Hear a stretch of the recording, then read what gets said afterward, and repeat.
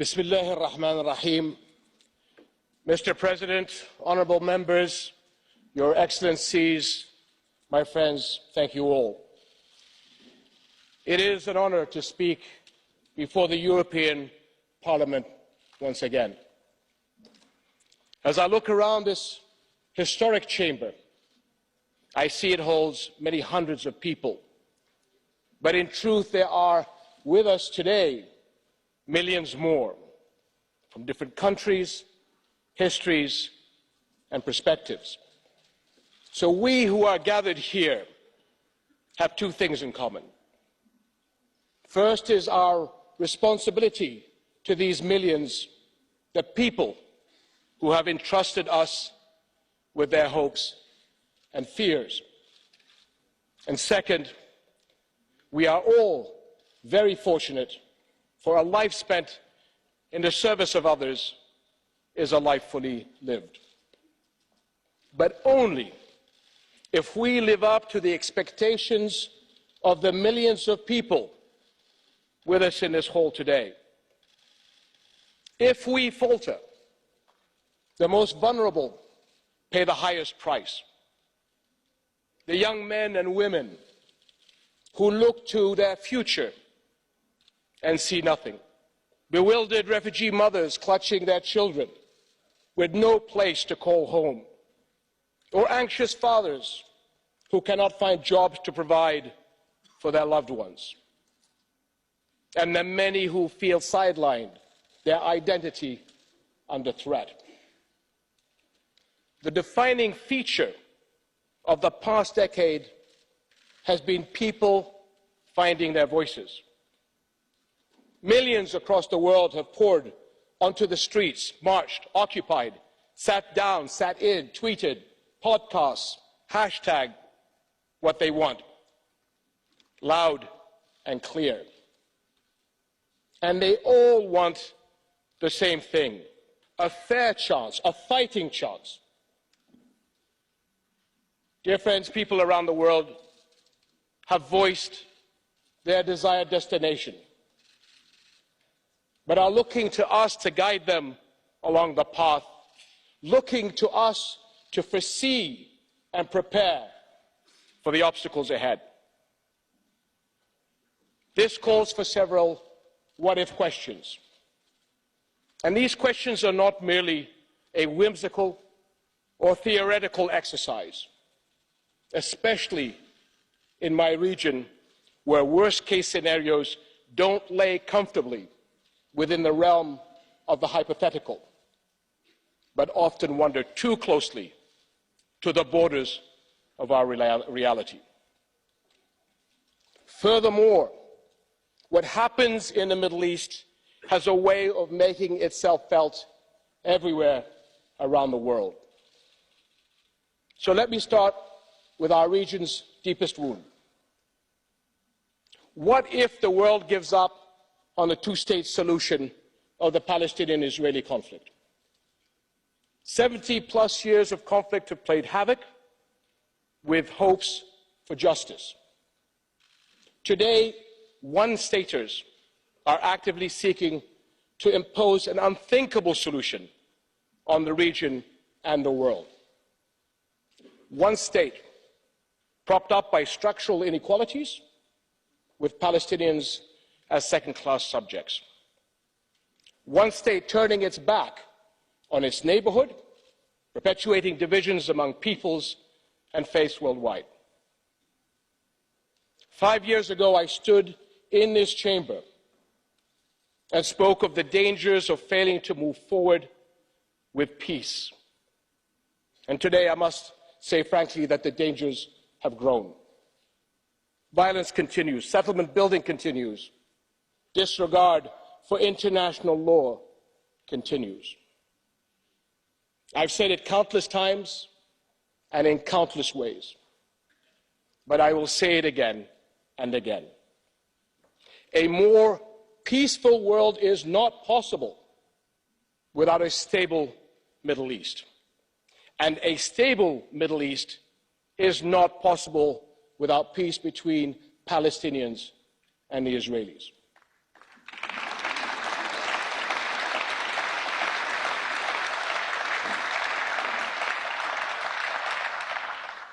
What if Jerusalem, a city that is close to my heart personally and of great historic significance to my family, remains disputed?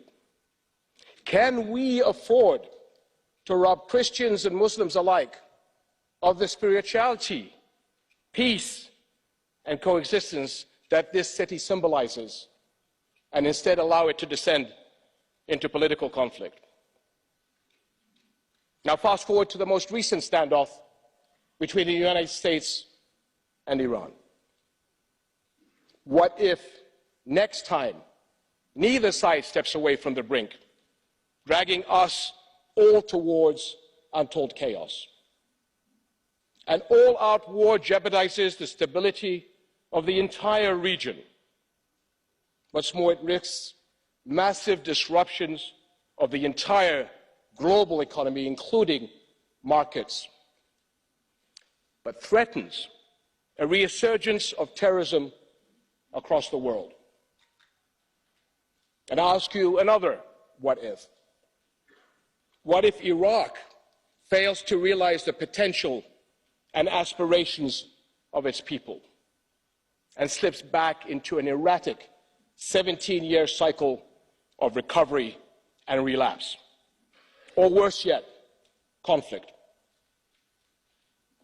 Iraq is home to 12% of the world's proven oil reserves. But more importantly, it is home to over 40 million people who have suffered through 4 decades of war, crippling sanctions, occupation, sectarian conflict, and the terror of ISIS. Today, their future rests on a fragile peace. And I, for one, will not abandon our brothers and sisters there. Now, what if Syria remains hostage to global rivalries and spirals back into civil conflict? What if we see a reemergence of ISIS and Syria becomes a staging ground for attacks against the rest of the world? Syria may be out of the headlines, with its suffering out of sight and out of mind. But the crisis is far from over. Over the past 9 months, more than 500,000 people have been displaced, many of them already refugees. Do any of us in this hall want to see another Syrian refugee crisis unfold with all its horror and heartbreak? Or another innocent child washed up upon your shores?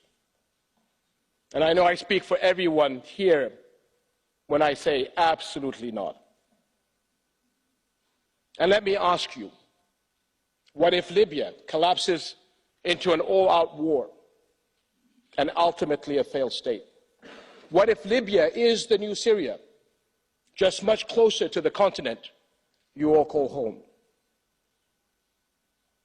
And let me say again, what if Arab governments fail to create the more than 60 million jobs our youth will need in the coming decade? And if we fail, wouldn't we in fact be creating a perfect setting for extremist groups? We make their job of recruitment easier if we leave behind a trail of vulnerability and hopelessness.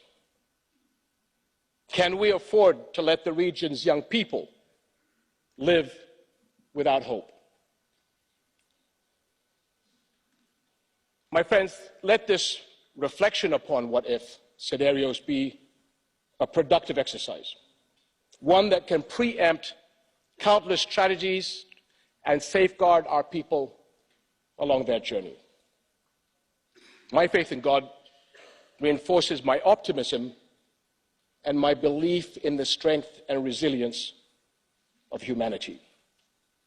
There is always a better and much more united version of us around every corner. The Holy Quran teaches us that those who endure in patience and put their trust in their Lord will enjoy the greatest rewards. Patience is hard in a world that never seems to slow down. where people make split-second decisions and expect instantaneous results. Leadership.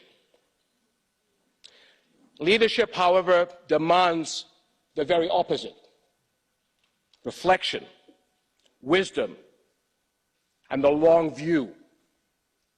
More than ever, we need patient politics, because we all have a responsibility to safeguard our people's long-term interest and welfare, to react to rapidly unfolding events with measured responses, not knee-jerk reactions.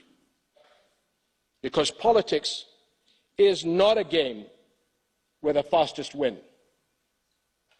Sometimes the faster we go, the further away we end up from the finish line. My father, the late King Hussein, taught me that peacemaking is always the harder but the higher path. And a tough road is best walked with our friends.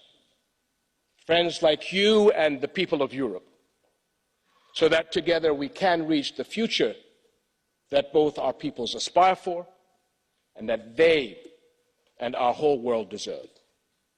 Thank you very much.